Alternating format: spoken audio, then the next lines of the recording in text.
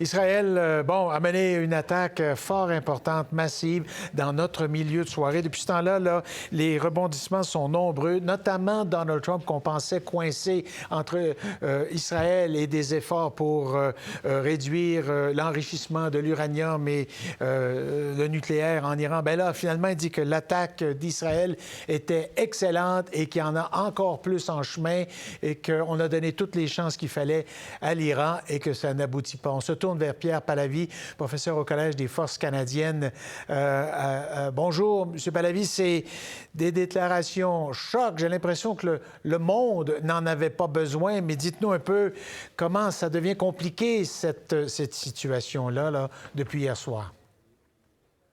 Bonjour, Monsieur Masson. Oui, on a été surpris, mais en même temps, c'était prévisible.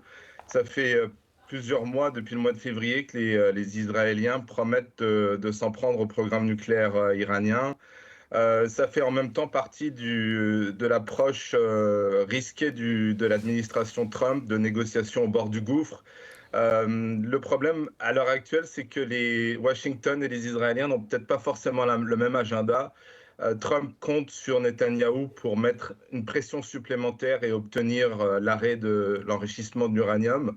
Les Israéliens semblent s'être engouffrés dans une opportunité stratégique, ils l'ont qualifié ainsi, et semblent vraiment déterminés à mettre fin au régime iranien. Bon, est-ce que l'Iran, parce que l'Iran dit que c'est une déclaration de guerre, a-t-elle les moyens de répliquer quand on a vu qu'on a à peu près lancé tout ce qu'on pouvait lancer en avril dernier, là, cette attaque, c'était il y a un an, je crois, sur Israël, tout avait été bloqué ou pratiquement. Alors, est-ce qu'on a l'équipement? Est-ce qu'on va prendre courir ce risque-là? Eh bien non, l'Iran est complètement désarmé. Les Israéliens aiment utiliser l'image, la métaphore de la pieuvre. Au cours des derniers mois, surtout après les attaques du 7 octobre 2023, les Israéliens se sont activés à couper les tentacules de cette pieuvre, si vous voulez. Donc l'Iran ne dispose plus de ses mandataires, le Hamas ou le Hezbollah, pour faire du mal à Israël. Il ne faut pas les sous-estimer non plus, mais ils sont très diminués dans leur capacité de riposte envers Israël. Et puis que vous l'avez dit, que ce soit au mois d'avril 2014 ou en octobre, les attaques de missiles iraniens contre Israël ont été interceptées à 90%. Par le dôme de fer israélien. Donc l'Iran n'a pas beaucoup de moyens. Son équipement conventionnel est vétuste. Alors, le chef d'état-major israélien a prévenu qu'il fallait s'attendre à une réplique iranienne qui pourrait faire des dommages. Donc, les Israéliens se montrent prudents. Maintenant, on a vu ce matin que les 200 drones lancés sur Israël n'ont pas eu d'effet. Le régime est aux abois. Bon. Comment Trump vient également de dire, là, dans la foulée de ces déclarations-là, à l'instant, et c'est à chaud, qu'il donne à l'Iran un ultimatum de 60 jours pour en arriver à une entente sur l'enrichissement de l'uranium.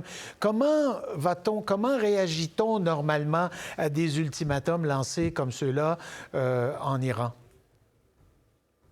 Alors, les Iraniens comptent sur un sursaut de souveraineté, un sursaut de nationalisme. En même temps, le régime est très contesté à l'intérieur. Vous avez dit que le président Trump avait donné 60 jours.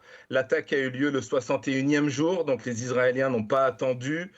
Ils en ont averti Washington. Les Américains ont dit qu'ils n'avaient pris aucune part dans cette attaque. Et il y a eu certainement coordination. La suite, Trump a dit qu'il mettait en garde les Iraniens contre toute attaque sur les bases américaines dans la région. Je ne pense pas que les Iraniens se risqueront à traîner les États-Unis dans le conflit, parce que là, ça serait une punition beaucoup plus grave encore contre le régime. Mais ça, c'est un risque réel. S'il fallait qu'on attaque les bases américaines, ça veut dire que ça va forcer les Américains à intervenir militairement dans ce litige. Oui, parce que pour le moment, les Israéliens ne peuvent se permettre que des attaques de missiles, des attaques aériennes, des attaques au sol, comme des assassinats ciblés de scientifiques nucléaires iraniens, Oui. en attirant les Américains dans le conflit, ça permettrait aux Israéliens d'avoir un appui logistique dont ils ont besoin pour une intervention plus musclée.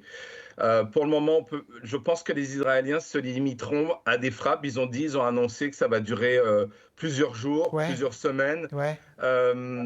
Et je pense que les Israéliens, à l'heure actuelle, comptent sur une révolution en Iran en déstructurant le système à la fois militaire et économique iranien. D'ailleurs, le nom de l'opération, Lion dressé, Rising Lion, est un message lancé aux Iraniens.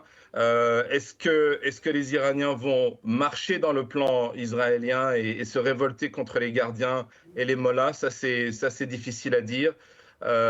Mais c'est un jeu dangereux parce que la région entière peut être engouffrée dans un conflit. Monsieur Pahlavi, merci beaucoup d'avoir été avec nous ce matin. On va tenter de continuer à comprendre ce délicat dossier au Moyen-Orient. Merci beaucoup. À la prochaine. Merci, M. Masson. Au revoir.